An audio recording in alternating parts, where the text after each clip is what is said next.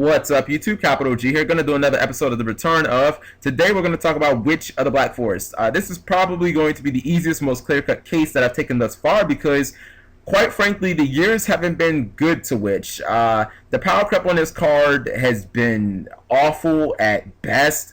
I mean, it's just... Witch is one of those cards where it's gotten worse because of the way the game is constructed and because the cards that were associated with Witch, the cards that made the card so powerful when it was banned, those cards are either significantly weaker, they've all been banned, or they're just not that viable in our current meta. Now, I'm not looking for anything too drastic, guys. Basically just like a quick flip-flop between Witch and Sangan. Sangan would obviously go to ban, Witch of the Black Forest would go to restricted to 1. The biggest thing here that you have to understand is that the differences between our current meta and basically how the game was back during the GOAT format when Witch was like in her prime, in her heyday.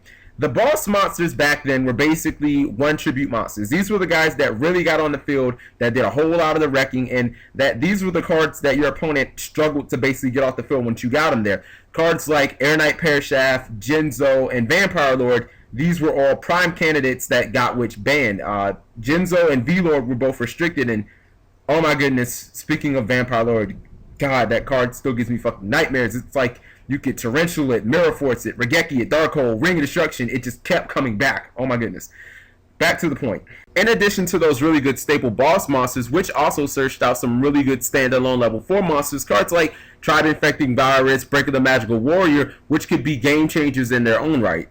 The thing about that is that whole ideology and those two aspects of the game are kind of like dying breeds. The staple standalone level 4 monsters, I mean, outside of Thunder King Ryo, that really doesn't exist anymore. Like Thunder King Ryo, Doom Caliber Knight would probably be the closest things that I can think of good standalone monsters that are kind of like side decked or can be main decked in just about anything. As for the boss monster theory, again, it's another like dying aspect of the game. You really don't have many decks that can just say, boom, I'm going to throw down a 2400 via tribute summon or inherent summon. I mean, outside of Chaos Dragons, which is pretty much the only deck that I can think of that can do it consistently, that can say, you know, I'm going to inherently drop a 2800 or a 2500 or a 3000. I mean, every other deck might do it, but it's a very limited scale. Chaos Dragons is the only deck that it makes its win condition off doing something like that.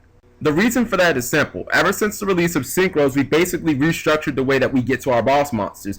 Boss monsters basically work from the ground up now. I mean, they always did, but just in a different way. We basically have been taking small monsters now and combining them to make either Synchros or Xyz. Take Rescue Rabbit as a prime example. You summon a rabbit, he's a little ass card with 400 attack. The rabbit gets 2 Kabuzars who have 1700. You then combine the 2 Kabuzars to make a Lagia who's a 2400 with negation. That's how we now get to our boss monsters in Synchro or C form. We don't just, you know, generally throw 24s and 25s on the board anymore. That's just not how the game is played, outside of maybe 1 or 2 decks. Now, I do understand that Witch of the Black Forest searches more cards than Sangan, but you really just have to boil that down into what broken cards are you really searching. It seems like everybody's counter argument is always the same thing. Oh, well, you can get Dark Arm Dragon. Okay, and Black Wings haven't been relevant since 2009, and Sectors don't even run Dark Arm anymore because it's too slow and inconsistent. And when I look at Chaos Dragons, I think, okay, that's a really good deck that runs Dark Arm Dragon. Oh wait, they have Eclipse Wyvern, which can get the card more consistently because you don't have to ever put it on the field. You can either mill it or you can send it straight from the deck with a card like Future Fusion.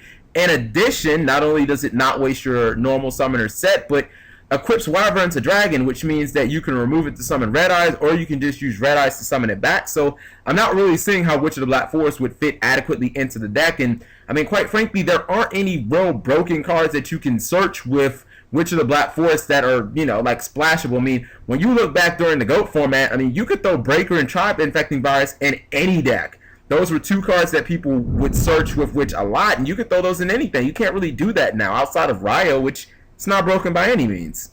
One of the reasons why I don't think that Witch of the Black Forest would be heavily played and why I know it wouldn't be broken right now is just the speed of the game. The speed of the game is so much faster than it was during the GOAT format. Sangan still thrives and is still kind of in its prime because it has Tour Guide Association. What I mean by that is Sangan doesn't have to be drawn for you to reap the benefits of running Sangan. You just have to draw a tour guide, and then next thing you know, you have Sangan on the board. You can reap all its benefits. It's almost like Witch is trying to get to the top of the building by running upstairs, while Sangan is using the elevator, and the elevator is tour guide. Now, the reason that I made the speed argument, I think it's a very valid one, is because when I look at some of the faster decks, like in sectors or windups, I think Witch of the Black Forest isn't going to fit in well in these decks, but Sangan fits in perfectly because, granted, they might search pretty much the same core cards when they die, but Sangan has the additional benefit of being accessed or being accessible via tour guide, and those rank 3 Exceed plays are basically game breaking in these decks. But Witch of the Black Forest doesn't have any such plays. For example, summon tour guide, summon Sangan, Exceed Mighty, reveal Shark, loop your opponent's hand, or summon tour guide, summon Sangan, make Levier, get back Dragonfly, proceed to blow up your opponent's cards. I mean, Witch of the Black Forest doesn't have any offensive arsenal that's going to rival those plays in these decks.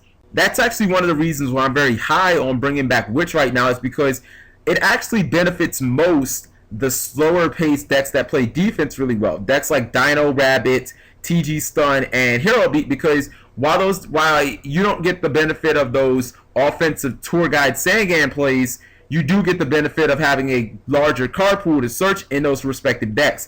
Cards like Thunder King Ryo, Elemental Hero Neos, Beast King Barbaros, Tech Genis, Rush Rhino, Jirat Guaiba, and Sabersaurus, and those can be very relevant, in the span of like an 8-round regionals. But again, I haven't named any broken cards. You're not searching anything that's going to completely break the game open. I mean, searching a Sabersaurus is not a great move, but if you just need a beat stick to put in some damage, it's a very valid move. So overall, when I think about bringing back Witch and swapping it with Sangan, I really see nothing but positives. I think slower paced decks are going to benefit most.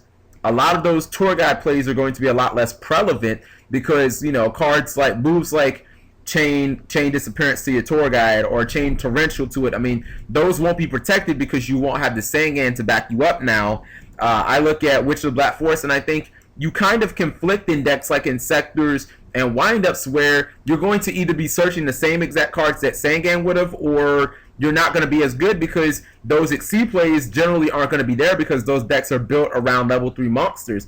All in all, I'm seeing really nothing but positives. I'm not seeing any generic broken cards that people would be able to search in just about any deck. There are no Tribe Infecting Virus or Break of the Magical Warrior where it's like you get this card from Witch and you just broke the game open. I mean, Thunder King Ryo, like I said, was pretty much the closest thing you're going to get because just about any deck can side deck it against their opponent, but Thunder King Ryo is far from broken. So, quite frankly, I think that if we switch Sangan with Witch, it would be extremely healthy for the game, and I want to know what people think about this because, again, the biggest reason that Witch was really banned was because it searched those good standalone power cards like I named earlier, and it searched those really good boss monsters. If your opponent Rageki'd your face down Witch and you search something like an Air Knight, I mean, if they had a field full of goats, you could basically just wreck them. Or if they had a bunch of removal, you summon Vampire Lord, it's game over. They have back row, you summon Jinzo, lights out. So let me know what you guys think about this. And the